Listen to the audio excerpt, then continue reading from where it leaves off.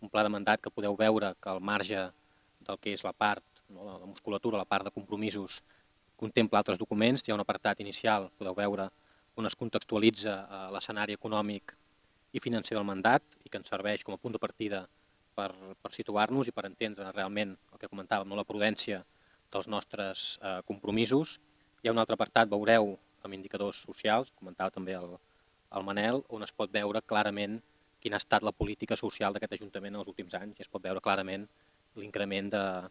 dels ajuts a les persones que més ho necessiten. I finalment també podeu veure un últim apartat en el qual hi ha un petit resum a mode de perfil econòmic i social de la ciutat. Un resum que ens han elaborat des de l'Observatori Econòmic i Social de la ciutat. Bé, jo sobretot el que voldria destacar, i s'ha dit també, és el fet que aquest pla de mandat no seria bo que fos un instrument rígid i inflexible. Una ciutat, i encara més una ciutat gran com la nostra, és evident que canvia constantment i el seu govern ha d'adaptar-se sempre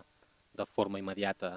en aquests canvis, perquè és evident que en el moment que estem, si el pla de mandat ho contemplés tot, l'endemà d'aprovar-lo ja l'hauríem de començar a canviar perquè no quedés obsolet, desfasat o allunyat de la realitat. Per tant, en aquest cas, si trobeu a faltar algun aspecte que us pugui resultar d'interès, amb tota probabilitat no serà perquè aquest govern no el consideri important, sinó per la honestedat de no voler enganyar ni crear falses il·lusions. És evident que vivim temps de renúncies, també s'ha comentat, temps d'incerteses, i per tant és obvi que no podem posar-ho tot. Per la nostra voluntat, la nostra gran diferència també, si m'ho permeteu, amb la resta d'opcions polítiques, és que nosaltres ens hem entestat a salvar allò que és crucial i bàsic pel benestar de tothom, allò que és essencial per garantir la igualtat d'oportunitats i les llibertats fonamentals. Altres visions polítiques, i ho estem veient en les darreres setmanes, tant el govern de la Generalitat com també en el govern de l'Estat, semblen entestar-se precisament a liquidar tots aquests serveis que tant van costar conquerir a les generacions que ens han precedit, i en el cas d'aquest pla de mandat, d'aquest govern i d'aquesta ciutat, això aquí, a Terrassa, evidentment, no passarà, perquè un dels objectius d'aquest pla de mandat precisament és preservar tot el que hem aconseguit, tots els drets socials, i preservar, en definitiva, l'estat del benestar. Jo també voldria remarcar el fet que aquest pla de mandat, al marge, evidentment, de ser un full de ruta, de ser el nostre full de ruta per aquests anys de mandat, és també un manual d'estil de governar. La seva pròpia existència, i s'ha dit, ja marca una gran diferència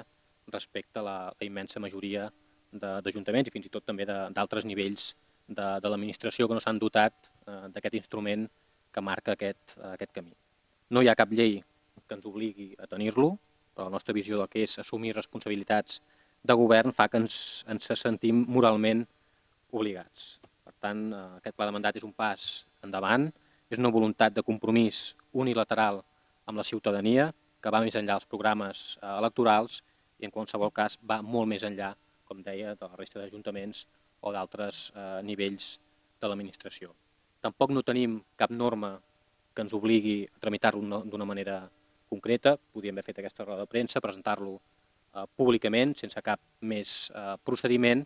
però en aquest cas la nostra voluntat de guanyar en qualitat democràtica i de ser cada dia més i més transparents ens empeny també a presentar-lo al territori, a presentar-lo en els consells de districte, a presentar-lo també a l'oposició perquè puguin opinar i evidentment nosaltres estem oberts a escoltar-los, així com també portar-lo finalment a l'aprovació, ho ha comentat també l'alcalde, en el ple on serà debatut i aprovat. És evident que és un full de ruta del govern, però també d'alguna manera volem que es converteixi en el pacte, en el pla de mandat de tota la ciutadania. I aquest és el nostre estil, un estil que no busca en cap cas la comoditat ni els mínims legals, sinó un estil que s'arrisca i que s'arrisca pel bé de la ciutat. Un estil que no defuig el compromís difícil i un estil que vol estar sempre a prop de la gent, a prop dels ciutadans, sobretot d'aquests ciutadans que més ho necessiten en aquests moments de dificultats. És veritat que el context econòmic d'aquest mandat, s'ha comentat també, és un context complicat. És veritat que hem de preveure un escenari de recursos escassos, moltes incerteses, s'ha dit. Estem pendents també de decisions, en aquest cas,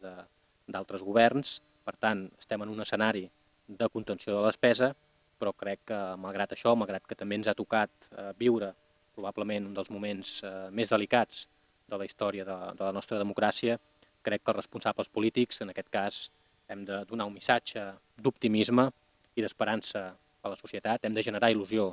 a la gent, no podem dir a la gent que l'Ajuntament està fotut, no podem anar amb una persona que ha perdut la seva feina dient que l'Ajuntament està malament, perquè aquesta persona encara està molt malament més malament que nosaltres. Per tant, el que espera la gent en aquest moment són solucions, no que els polítics ens lamentem, i precisament jo crec que aquest és un dels objectius, és una de les voluntats principals d'aquest pla de mandat, que és generar il·lusió i llançar un missatge d'optimisme. Malgrat les dificultats, malgrat aquest moment complicat que estem, el govern de Terrassa continuem innovant, continuem generant noves idees i noves propostes i buscant solucions probablement diferents als que hi havia fins ara als problemes de la gent. I també volem transmetre la idea que es pot governar diferent. Que el govern d'esquerres a Terrassa, evidentment, no se sumarà a la moda de les retallades, a la moda d'aquestes retallades que estan desmantellant l'estat del benestar. Nosaltres governem guiats per uns valors, per uns principis, per una ideologia, i evidentment doncs, a Terrassa, el govern de Terrassa no farà ni un pas enrere en aquest sentit en drets socials. Jo crec que també aquest és un valor fonamental d'aquest pla de mandat, no? Que és un pla de mandat, com deia, profundament d'esquerres, com deia, també és un pla de mandat que preserva l'estat del benestar a la nostra ciutat, un pla de mandat que pretén incrementar la cohesió social, afavorint polítiques contra l'exclusió i contra la pobresa, i un pla de mandat que pretén crear llocs de treball aprofitant el nostre teixit industrial i de serveis. Per tant, en definitiva, aquest pla de mandat, com deia, ens indica que les coses es poden fer diferent i crec també, en aquest sentit, doncs, que hem de reivindicar el que en podríem dir el model Terrassa, un model diferent de governar, un model que vol dir polítiques d'esquerres, que vol dir progrés econòmic, que vol dir drets socials, però també vol dir un estil de governar transparent, que generi confiança, assenyat i participatiu. Per tant, en aquest sentit, avui, amb aquesta presentació pública d'aquest pla de mandat, a partir d'avui mateix comencem l'explicació i debat en els consells de districte al llarg d'aquesta setmana i de la setmana que ve. En paral·lel també treballarem aquest document amb l'oposició, amb la voluntat, evidentment, que s'hi sumin i que acabi sent un pla de ciutat per finalment arribar al ple el mes d'abril i debatre'l i aprovar-lo.